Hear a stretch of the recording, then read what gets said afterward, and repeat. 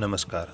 આજે આપણે ધોરણ 6ના સામાજિક વિજ્ઞાનના પાઠ 9 આપણું ઘર પૃથ્વી તેના સ્વાધ્યાયના પ્રશ્ન અને અગત્યના પ્રશ્નોના જવાબોની આપણે ચર્ચા કરીશું। તો સૌપ્રથમ સ્વાધ્યાયની અંદર પ્રશ્ન 1, નીચે આપેલા પ્રશ્નોના વિકલ્પોમાંથી યોગ્ય વિકલ્પ પસંદ કરી ઉત્તર આપો। 1, હું સૂર્યથી સૌથી નજીકનો ગ્રહ છું। પૃથ્વી, બુધ, શુક્ર અને નેપચ્યુન। તો સૂર્યથી સૌથી નજીકનો ગ્રહ આવશે બુધ। 0 અક્ષાંશ વૃત્ત કયા નામે ઓળખાય છે? ગ્રીનિચ, કર્કવૃત્ત, વિષુવવૃત્ત કે મકરવૃત્ત? તો 0 અક્ષાંશ એ વિષુવવૃત્તના નામે ઓળખાય છે। ત્યાર પછી 3, 23.5 ઉત્તર અક્ષાંશ અને 66.5 અંશ ઉત્તર અક્ષાંશ વચ્ચે કયો કટિબંધ આવેલો છે? તો શીત કટિબંધ, સમશીતોષ્ણ, ઉષ્ણ કે તમામ? તો 23.5 ઉત્તર અને 66.5 અક્ષાંશ ઉત્તર ઉપર છે એ સમશીતોષ્ણ કટિબંધ આવશે। પ્રશ્ન 4, હું મારી ધરી પર 23.5નો ખૂણો બનાવું છું। સૂર્ય, ચંદ્ર, પૃથ્વી અને શુક્ર? તો જવાબ આવશે પૃથ્વી। સૂર્યનો ક્રાંતિવૃત્ત વિષુવવૃત્તને વર્ષમાં કેટલી વાર છેદે છે? તો 2 વખત। કોના અંતરાયથી પૃથ્વી પર સૂર્યગ્રહણ જોવા મળે છે? ચંદ્ર, સૂર્ય, પૃથ્વી કે એક પણ નહીં? તો સૂર્યગ્રહણ છે એ આપણને ચંદ્રના અંતરાયથી જોવા મળે છે। પ્રશ્ન 2, મને ઓળખો। મને ભીમકાય ગ્રહ પણ કહે છે? તો જવાબ આવશે ગુરુ। મને ઓળંગતા તારીખ બદલવી પડે? આંતરરાષ્ટ્રીય દિનાંતર રેખા। હું 90 અંશ દક્ષિણ અક્ષાંશ છું? તો દક્ષિણ ધ્રુવ। હું પૃથ્વીની આસપાસ ફરું છું? તો પૃથ્વીની આસપાસ ફરે છે એ ચંદ્ર। હું ન હોઉં તો જીવસૃષ્ટિ નાશ પામે? તો એ છે સૂર્ય। પ્રશ્ન 3, નીચેના વિધાનો ખરા છે કે ખોટા તે જણાવો। ચંદ્ર સ્વયં પ્રકાશિત છે? તો ખોટું છે, કારણ કે ચંદ્ર છે એ સૂર્યનો પ્રકાશ મેળવે છે અને એ સૂર્યના પ્રકાશને કારણે એ ચમકે છે, એને પોતાનો પ્રકાશ નથી। નેપચ્યુન નીલા રંગનો ગ્રહ છે? એ સાચું છે।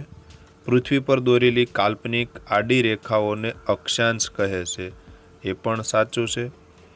21મી જૂને કર્કવૃત્ત પર શિયાળો હોય છે? એ ખોટું છે। 21મી જૂને છે એ કર્કવૃત્ત પર ઉનાળો હોય છે। વિષુવવૃત્ત પર ખૂબ જ ઠંડી પડે છે? તો એ ખોટું છે। વિષુવવૃત્ત પર સૂર્યના કિરણો છે એ સીધા પડતા હોય, તો સીધા કિરણોમાં ગરમી વધારે પડે, માટે એ વિધાન ખોટું છે। 90 અંશ ઉત્તર અક્ષાંશ ઉત્તર ધ્રુવ કહેવાય છે? એ વિધાન સાચું છે। પ્રશ્ન 4, એક વાક્યમાં ઉત્તર આપો। પૃથ્વીની ગતિઓ કેટલી છે?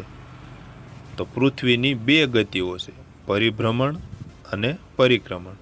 પરિભ્રમણ એટલે જેમ ભમોડો પોતાની ધરી ઉપર ફરે છે, બરોબર, તો એ ગતિ છે કે પોતાની સ્થાન ઉપર ફરે, એ પરિભ્રમણ ગતિ છે। અને પૃથ્વી છે એ સૂર્યની આસપાસ જે આમ ગોળ પરિક્રમા કરતી હોય એ રીતે ફરે, એને પરિક્રમણ ગતિ કહે છે।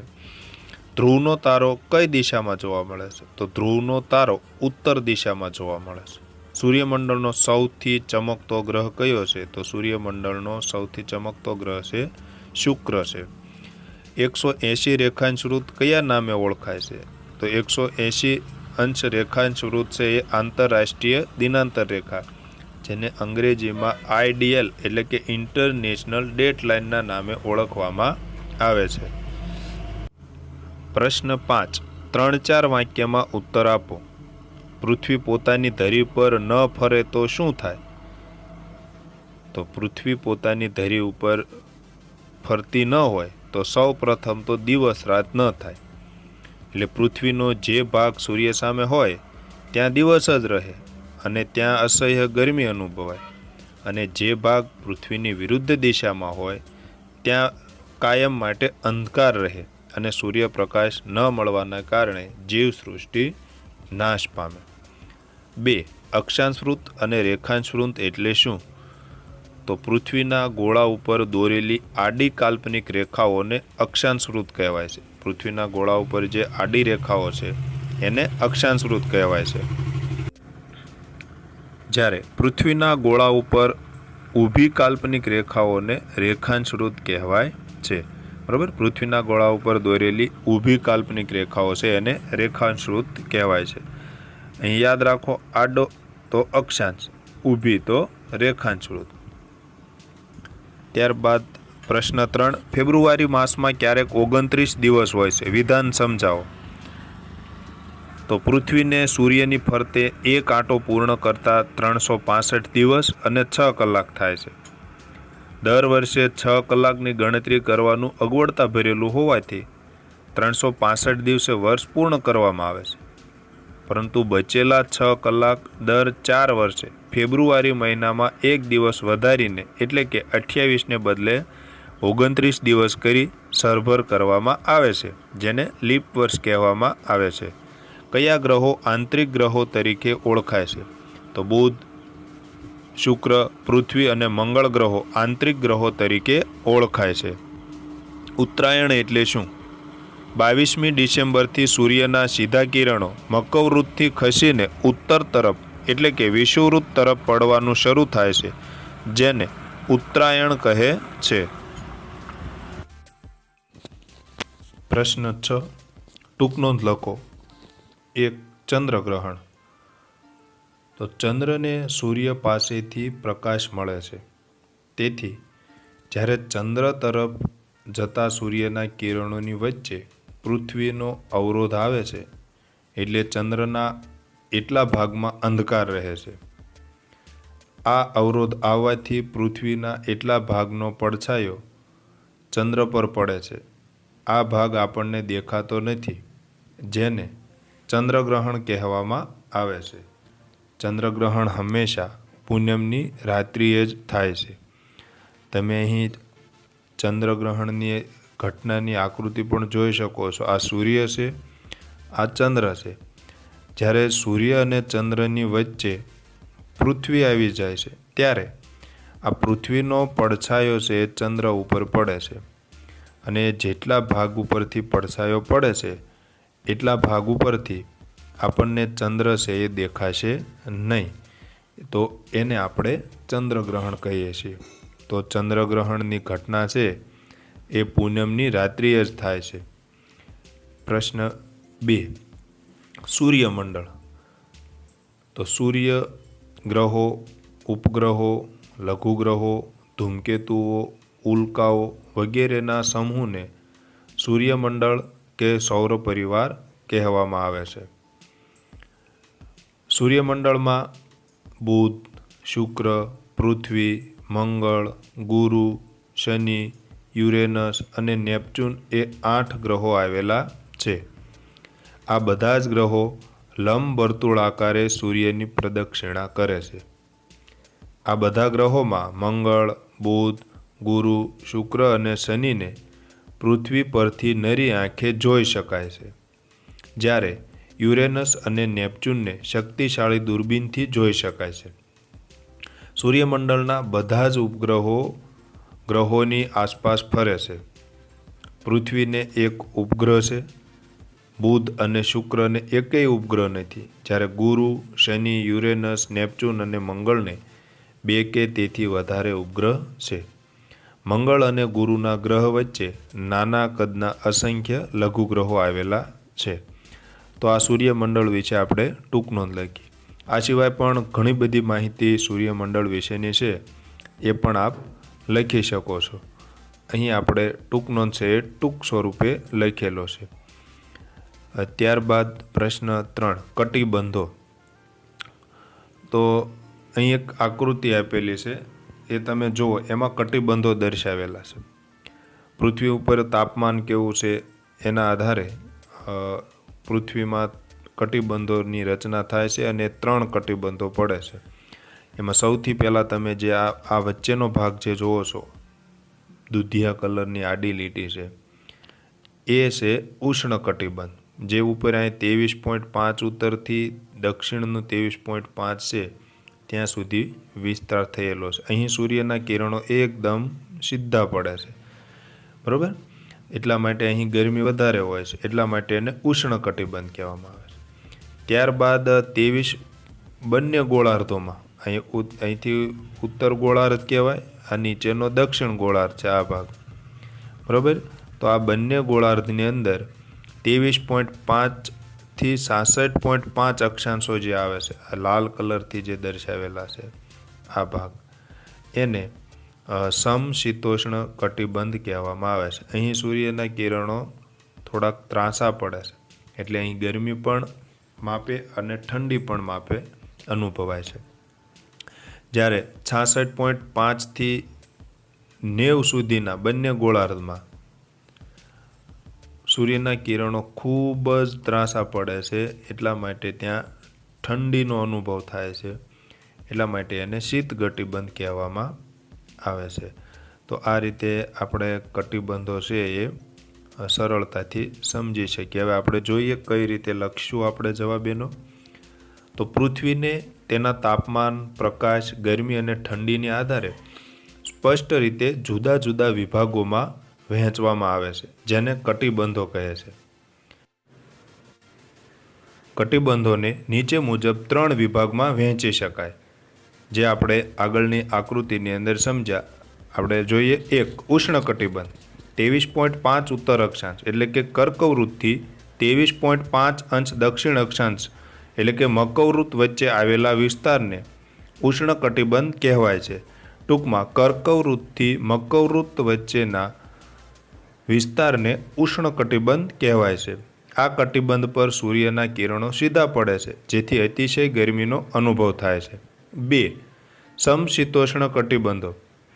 તો બંને ગોળાર્ધમાં 23.5 અક્ષાંશથી 66.5 અક્ષાંશ વચ્ચે આવેલો વિસ્તાર સમશીતોષ્ણ કટિબંધ કહેવાય છે.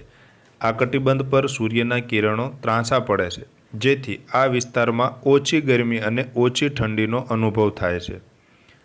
3. શીત કટિબંધ. તો બંને ગોળાર્ધમાં 66.5 અક્ષાંશથી 90 અક્ષાંશ વચ્ચે આવેલા વિસ્તારને શીત કટિબંધ કહેવાય છે. આ વિસ્તારમાં સૂર્યના કિરણો અત્યંત ત્રાંસા પડે છે. આ વિસ્તારમાં અતિશય ઠંડીનો અનુભવ થાય છે. તો આ રીતે પૃથ્વી પરના 3 કટિબંધો છે એ આપણે યાદ રાખવાના છે. ત્યાર પછી ચોથો પ્રશ્ન ટૂંકનો છે સંપાત. તો સૂર્યનો ક્રાંતિવૃત્ત અને વિષુવવૃત્ત વર્ષમાં 2 વખત એકબીજાને છેદે છે. આ છેદન બિંદુને સંપાત દિવસ કહેવામાં આવે છે. સંપાત દરમિયાન સૂર્ય ઉત્તર તરફ ખસતા જતા ઉત્તર ગોળાર્ધમાં 22મી માર્ચથી દિવસની લંબાઈ વધે છે અને રાત્રિ ટૂંકી થતી જાય છે.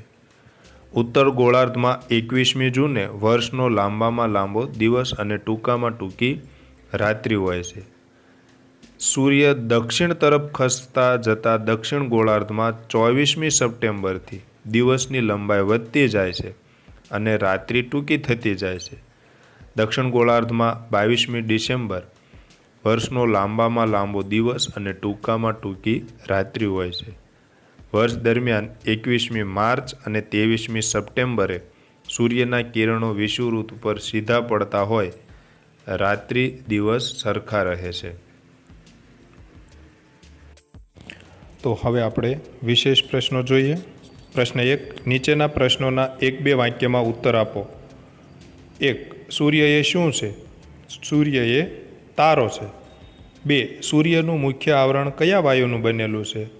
તો સૂર્યનું મુખ્ય આવરણ હાઇડ્રોજન વાયુનું બનેલું છે. સૂર્ય આપણને એટલે કે પૃથ્વીને શું આપે છે? તો સૂર્ય આપણને એટલે કે પૃથ્વીને પ્રકાશ અને ગરમી આપે છે. સૂર્યને સજીવોના પાલક તરીકે શાથી ઓળખવામાં આવે છે? તો પૃથ્વી પરના સમગ્ર જીવસૃષ્ટિનું જીવન સૂર્યની ઉર્જા શક્તિ પર આધારિત છે. આથી સૂર્યને સજીવના પાલક તરીકે ઓળખવામાં આવે છે. 5. સૂર્યના પ્રકાશને ધરતી પર પહોંચતા કેટલો સમય લાગે છે? તો સૂર્યના પ્રકાશને ધરતી પર પહોંચતા 8.25 મિનિટ જેટલો સમય લાગે છે. સૌરપરિવારના ગ્રહોના નામ લખો. તો અહીં સૌરપરિવારમાં બુધ, શુક્ર, પૃથ્વી, મંગળ, ગુરુ, શનિ, યુરેનસ અને નેપચ્યુન ગ્રહો આવેલા છે. આ પ્રશ્ન ઘણી વખત સૌર પરિવારના ગ્રહોને ક્રમમાં નામ લખો એવો પૂછાય તો પણ આ જ જવાબ આવશે. આ સૌર પરિવારના સૂર્યથી જે ક્રમ છે એ ક્રમ જ છે. બુધ, શુક્ર, પૃથ્વી, મંગળ, ગુરુ, શનિ, યુરેનસ અને નેપચ્યુન. આ ક્રમ તમને યાદ હશે તો ઘણી વખત એવા પ્રશ્ન પણ પૂછાય છે કે ભાઈ મંગળ અને શનિ ગ્રહ વચ્ચે કયો ગ્રહ આવેલો છે? તો આ ક્રમ આપણને ખબર હોય તો તરત આપણે કહી શકીએ કે ગુરુ આવેલો છે. એ જ રીતે કોઈ પણ બે ગ્રહો વચ્ચેનો ગ્રહનો આપણને પ્રશ્ન પૂછાય તો આવડે. આગળ જોઈએ, કયા ગ્રહો બાહ્ય ગ્રહો તરીકે ઓળખાય છે? તો ગુરુ, શનિ, યુરેનસ અને નેપચ્યુન ગ્રહો બાહ્ય ગ્રહો છે. પ્રશ્ન 8, કયા ગ્રહો નરી આંખે જોઈ શકાય છે? તો મંગળ, બુધ, ગુરુ, શુક્ર અને શનિ પૃથ્વી પરથી નરી આંખે જોઈ શકાય છે. પ્રશ્ન 9, કયો ગ્રહ પૃથ્વીના જોડિયા ભાઈ જેવો લાગે છે અને ક્યાંથી? તો જવાબ છે શુક્ર, કારણ કે તેના કદ અને વજન લગભગ પૃથ્વી જેટલા છે. 10, કયો ગ્રહ પાઘડિયા ગ્રહ તરીકે ઓળખાય છે અને શાથી? તો જવાબ છે શનિ, કારણ કે શનિની આસપાસ વીંટી આકારના લીલા રંગના 3 તેજસ્વી વલયો આવેલા છે. આ વલયો માથા ઉપર પહેરેલી પાઘડી જેવા લાગતા હોવાથી શનિને પાઘડિયો ગ્રહ પણ કહે છે. 11, પૃથ્વીની દૈનિક ગતિ કોને કહે છે? અથવા પરિભ્રમણ એટલે શું? આવો પ્રશ્ન પૂછાય તો જવાબ આવે, પૃથ્વી પોતાની ધરી પર પશ્ચિમથી પૂર્વ દિશામાં 24 કલાકમાં એક આંટો ફરે છે.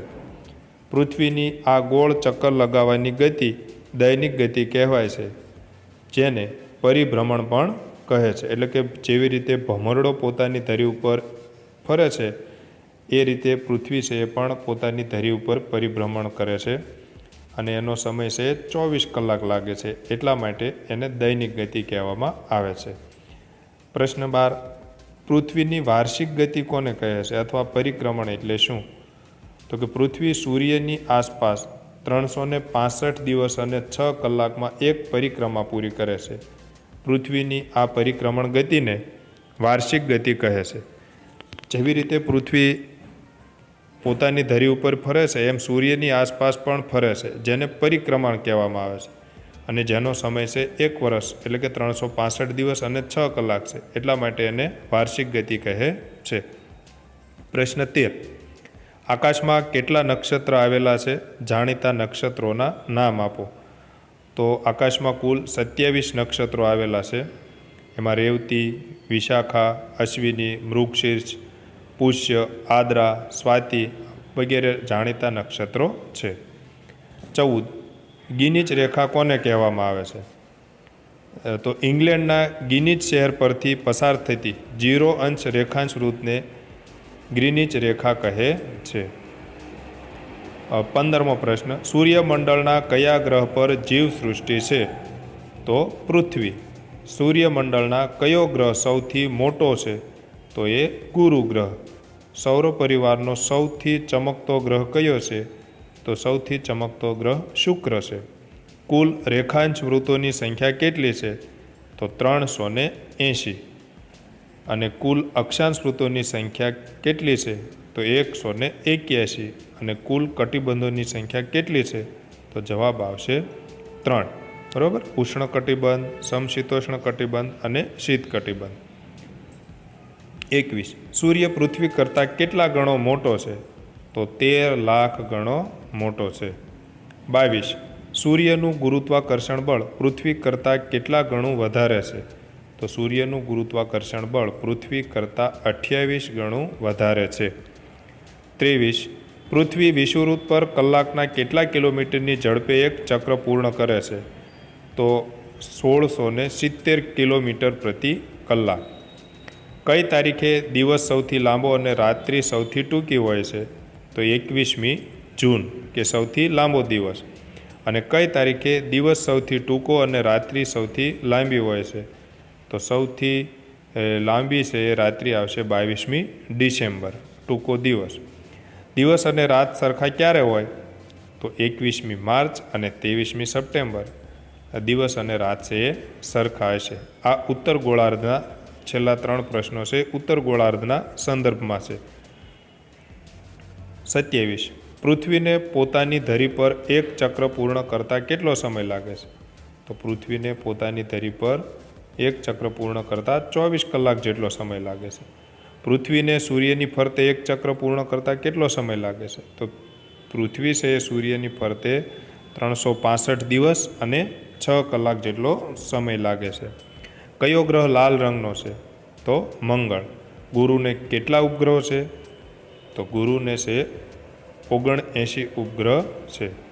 ગુજરાતમાં ઉલ્કા ક્યાં પડેલ છે? તો ગુજરાતમાં સૌરાષ્ટ્રની અંદર ધજાળા પાસે ખરેલીમાં ઉલ્કા પડેલ છે.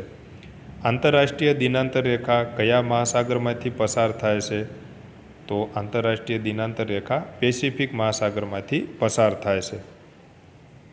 પ્રશ્ન 2. યોગ્ય કારણ આપો. ગ્રહો સૂર્યની આસપાસ વર્તુળ આકારે ફર્યા કરે છે. કારણ કે સૂર્યને પોતાનું ગુરુત્વાકર્ષણ બળ છે. આ સિવાય દરેક ગ્રહોને પણ પોતાનું ગુરુત્વાકર્ષણ બળ છે. સૂર્ય અને દરેક ગ્રહના પોતાના ગુરુત્વાકર્ષણ બળને કારણે ગ્રહો સૂર્યની આસપાસ વર્તુળ આકારે ફર્યા કરે છે. 2. આંતરરાષ્ટ્રીય દિનાંતર રેખા વાંકી ચૂકી છે.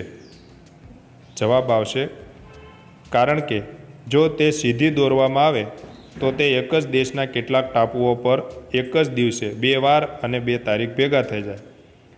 કેટલીક જગ્યાએ એક ટાપુ પર બીજી તરફ જતાં તારીખ બદલાઈ જાય અને સમય અને તારીખનો ગોટાળો ઊભો થાય. આ પ્રશ્નના નિવારણ માટે આંતરરાષ્ટ્રીય દિનાંતર રેખા વાંકી ચૂકી છે.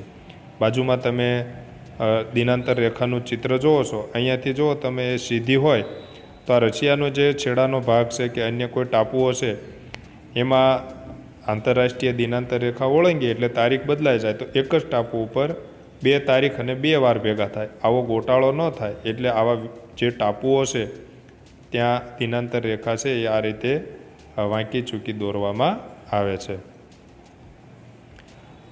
પ્રશ્ન 3. માગ્યા મુજબ જવાબ આપો. એક વર્તુળ દોરો અને તેમાં મુખ્ય અક્ષાંશ વૃત્તો દોરો. અક્ષાંશ વૃત્તો એટલે આડી રેખાઓ. તો આપણે એક વર્તુળ દોરવાનું છે. એની અંદર મહત્ત્વના મુખ્ય અક્ષાંશો છે 0 અક્ષાંશ, પછી 23.5 ઉત્તર અક્ષાંશ એટલે કે ઉત્તર ગોળાર્ધમાં અને 23.5 નીચે દક્ષિણ અક્ષાંશ. એ જ રીતે 66.5 ઉત્તર અક્ષાંશ અને 66.5 દક્ષિણ અક્ષાંશ. તો સૌથી પહેલાં 0 અક્ષાંશ વૃત્ત છે એને વિષુવવૃત્ત કહે છે. ત્યાર પછી 23.5 ઉત્તર અને 23.5 દક્ષિણ છે એને કર્કવૃત્ત અને મકરવૃત્ત કહેવામાં આવે છે. ત્યાર પછી 66.5 અંશ ઉત્તર અક્ષાંશ છે ઉત્તર ધ્રુવ અને દક્ષિણ ધ્રુવ. આ રીતે તમારે વર્તુળ દોરી અને મુખ્ય અક્ષાંશો દર્શાવી શકો છો. પ્રશ્ન 2. દિવસ રાત લાંબા ટૂંકા શાથી થાય છે? તો પૃથ્વી છે એ પોતાની ધરી પર 23.5 અને કક્ષા સાથે 66.5 અંશનો ખૂણો બનાવે છે. જો તમે આકૃતિની અંદર પણ અહીં જોઈ શકો છો કે ભાઈ કક્ષાની સાથે છે એ ધરી સાથે 23 પોઈન્ટ અને જે કક્ષા એની ગોળ ફરવાની સૂર્ય ફરતે છે એમાં 66.5નો ખૂણો બનાવીને ફરે છે. પૃથ્વી પોતાની ધરી એક જ દિશામાં નમતી રાખીને સૂર્યની આસપાસ ફરે છે. તેથી વારા ફરતી ઉત્તર દક્ષિણ ગોળાર્ધ સૂર્યની સામે આવે છે. જે ગોળાર્ધ સૂર્યની સામે નમેલો હોય છે ત્યાં દિવસ લાંબો અને રાત્રિ ટૂંકી હોય છે, જ્યારે તેના વિરુદ્ધ ગોળાર્ધમાં રાત્રિ લાંબી અને દિવસ ટૂંકો હોય છે. આમ પૃથ્વી પોતાની ધરીને એક જ દિશામાં નમેલી રાખીને સૂર્યની આસપાસ ફરતી હોવાથી દિવસ રાત લાંબા ટૂંકા થાય છે. તમે અહીં જોઈ શકો છો કે અહીંયા ઉત્તર ગોળાર્ધની અંદર સૂર્યના કિરણો ઝાઝા પડે છે તો અહીંયા દિવસ છે એ લાંબો હોય છે. જ્યારે આ જ પૃથ્વી છે એ જ્યારે સૂર્યની પહેલે પાર જશે ત્યારે આ ભાગ ઉપર દક્ષિણ ભાગ ઉપર સૂર્યના આ બાજુથી કિરણો પડશે તો એના કારણે દક્ષિણ ગોળાર્ધમાં દિવસ છે એ લાંબો થશે. આમ પૃથ્વી પોતાની ધરીને એક જ દિશામાં નમેલી રાખીને ફરે છે એટલા માટે રાત દિવસ છે એ લાંબા ટૂંકા થાય છે. પ્રશ્ન 3. પૃથ્વી પર ઋતુઓ કેવી રીતે બદલાય છે તે સમજાવો. તો અહીંયા બાજુમાં તમે જોઈ શકો છો એક આકૃતિ આપી છે. ઉત્તર ગોળાર્ધની અંદર જે લાંબા ટૂંકા દિવસો છે એ અને ઋતુ પરિવર્તન છે એ આપણે સમજી શકશું. તો જોઈએ, પૃથ્વી પોતાની ધરીને એક જ દિશામાં નમેલી રાખીને સૂર્યની આસપાસ ફરે છે. તેથી પૃથ્વીના બંને ગોળાર્ધો વારા ફરતી સૂર્યની સામે આવે છે. અહીંયા તમે જુઓ, આ જૂન મહિનામાં પૃથ્વીનો આ બાજુ ઉપરનો ભાગ છે એ સૂર્યની સામે છે, અને અહીંયા ડિસેમ્બરમાં છે એ આ બાજુનો ભાગ સામે આવે છે. તો આ રીતે પૃથ્વી પોતાની ધરી નમાવેલી રાખે છે એટલે સૂર્યની સામે વારાફરતી બંને ગોળાર્ધો આવે છે. તો એના કારણે જે ગોળાર્ધ સૂર્યની સામે નમેલો હોય છે ત્યાં સૂર્યના કિરણો સીધા પડે. સીધા કિરણોમાંથી ગરમી વધારે મળે છે, દિવસની લંબાઈ પણ વધુ હોય છે, આથી ત્યાં ઉનાળો હોય છે. અને જે ગોળાર્ધ સૂર્યની વિરુદ્ધ દિશામાં નમેલો હોય ત્યાં સૂર્યના કિરણો ત્રાંસા પડે છે.